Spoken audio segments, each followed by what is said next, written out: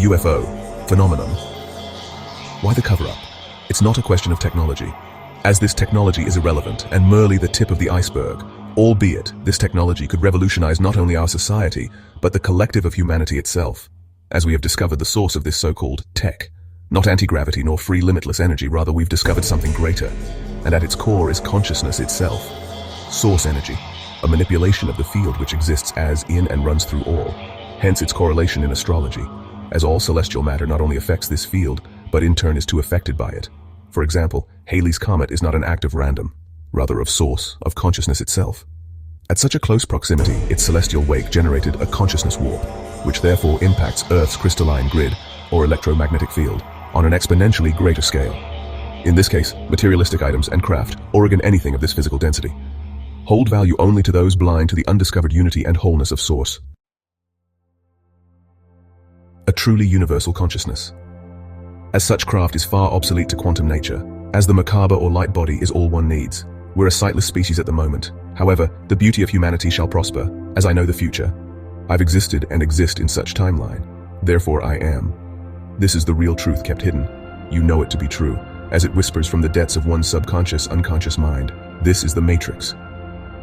As the powers that be shall eventually, like the ego, began to dissolve into the astral. As a new light now breaches the horizon, you now hold the secrets of the ancient ancestors. As breaking down the conditioned barriers of the mind, the walls placed between the conscious, subconscious, and unconscious mind. Once fully dissolved, the mind becomes fully conscious once more. This is known as the presence of God, when one is unsure whom or what they truly are.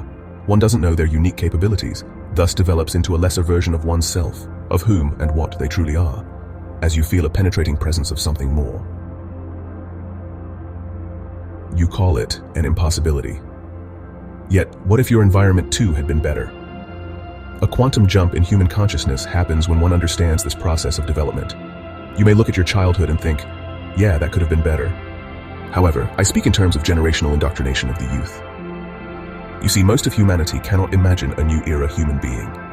You see, imagination and creativity are one of the many ways God speaks. As those whom create must first imagine or envision said creation, this is a connection to God or Source, from which divine inspiration comes flowing through in the form of creativity and imagination, as all you see in the physical here and now was first conceived through the connection of the mind's eye. You see, your correction of your childhood is based upon evolution. As the way it works, minimal changes over time. This is due to our inability to envision the future, as we learn how to evolve from our parents, whom have raised one from their experiences in their lifetime. Effectively, one is absorbing information from the past, unknowingly raising us from within a box. A metaphorical box, which holds the same repetitious teachings of how to be human, which are passed down from generation to generation, changing and evolving over time. Only slightly, as this evolution is done and seen only through the eyes of the conscious mind.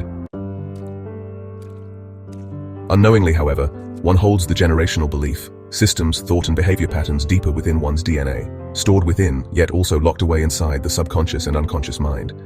When one understands this, one knows truth is not a singular entity, yet one sees this individually. However, humanity seemingly does not. As a collective, humanity sightlessly displays its immaturity. Like our education system today, rather than teaching each child information, knowledge and wisdom which resonates emotionally, taught from a perspective in which one may absorb such wisdom best, rather we hand them a list of words based upon topics which most give no emotion towards. Yet it gets worse. We then, as a society, now ask of them to learn and be. This is both the issue and the answer, as we now see clearly. Your life from the very beginning has not been one's own, as you have been raised in an environment which not only thinks and does for you in the physical world as a baby, but also from which you're absorbing information from, like a sponge submerged in an ocean. Based upon this conditioning, you have learned to conform to these old energies of beliefs, thinking, doing, and being human, ignoring the divine within. One's emotions as they too speak on an individual level, and oh how loud. You see, emotions are the one thing which in a cookie-cutter world are unique to each individual. This is the voice of God, hidden away within, not by any external force but by one's self. As the conditioning of one's consciousness, which has therefore, in order to complete or manifest one's conditioned truth into reality, has composed the ego, whose job is to carry out these beliefs, of which are not those of one's own. Therefore, the mind has created the story, personality, organ, a segment of happenings, in which would carry out those beliefs throughout one's life, in an attempt to suppress one's true self, which one places on the back burner, as one's conditioning regardless of willingness to do so, as the creation of one's ego is one of such depth. You see, when one ignores their true inner guidance, felt through energy and motion, experienced as emotion, this is why the effort to unblock one's consciousness is of such importance, as one is the consciousness of God in human form. You are source energy experiencing itself, as one's experience is of that of the whole, in which its meaning and seeking of experience is held, acted out and lived through and from. As the saying goes, may you always drink from the Nile, a well-known Egyptian proverb, as the Nile was and still is the lifeblood of the region.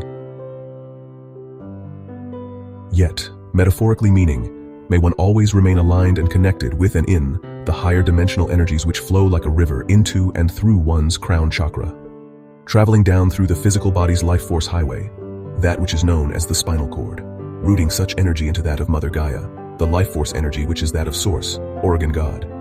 Not that of which is physical, that which is only borrowed, and one day must be returned.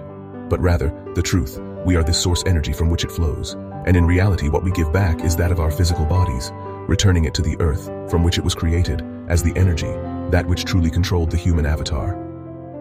The source energy, which is one's true self, as energy does in universal law, must always return to the source. If one could only see the metaphorical void in the very fabric of the universe, which exists throughout space and time, a void which awaits for one's connection back to the fullness of the higher self, just begging for you to let it in, let in the voice of God, spoken through energy, felt via emotion, or energy in motion. However, the subconscious and unconscious belief systems of the human mind. The ego, which is like a spell, or may even be seen as a bouncer from which attempts to limit you from becoming grand, as your physical state of consciousness exists in the now. However, the mind is like a metaphorical box from which one's beliefs are held, which has become the downfall of humanity, as all one's beliefs, as the individual, are kept held within this box, and like that bouncer, beliefs which cannot pass the strict policies in place as a defense mechanism in place as an act of the ego. As science proves the existence of theory, one finally then opens up one's mind, accepting this now as it's become factual, physical and tangible proof. Yet, in doing so, one places barriers up, facing all that may exist only in theory, yet has not been proven. Ironically, however, remaining numb to the fact that all that is, all we have decided is truth, is only such, as science has found a way to uncover or rediscover it in such a manner within our bounds or reality, in which we have created evidence and truth from. Knowing, however, science is merely the proof of what once did not exist, and of the journey to prove what does. This is why the need to stay in harmony with one's emotions is so crucial.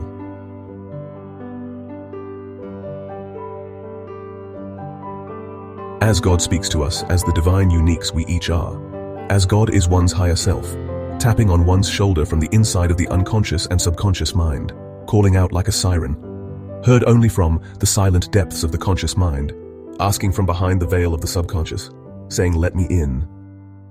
You see, we all as humanity hold the divine spark of God, of source energy inside, as we are alive and conscious. It is the responsibility of the individual to gather the resources needed, so to speak, and with that spark one births and creates fire, meaning the divinity of God lies within. One must only as above so below. As repetitions in the gym builds muscle, so does one's desire to seek. Opening up the crown chakra doorway, enabling the fire to fill what was once only a spark. In free will, one must act with conscious intent, to allow more of one's true emotional body, Oregon self, flow in. This is why and how God illuminates the darkness in light. Light is information, darkness is the lack thereof. By shining the light into the unconscious of one's mind, one's fully conscious self now becomes visible.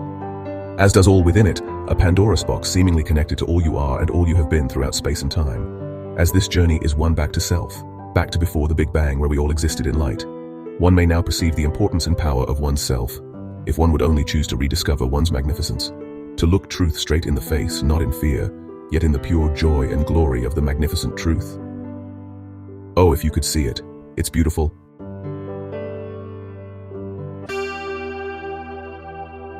Like a seed lying dormant within humanity, which may and can be found naturally radiating through all living things, displayed to humanity frequently, yet rarely seen. Even then, vaguely understood. We are unified by a subconscious wisdom of something more.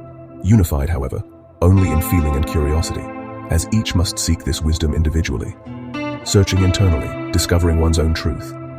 Ironically, through becoming conscious of your true singular self, suddenly that singularity begins to dissolve. As you awaken to something deeper, that feeling transforms into a knowing. as you have just shattered the veil that lurks between your conscious mind and subconscious mind.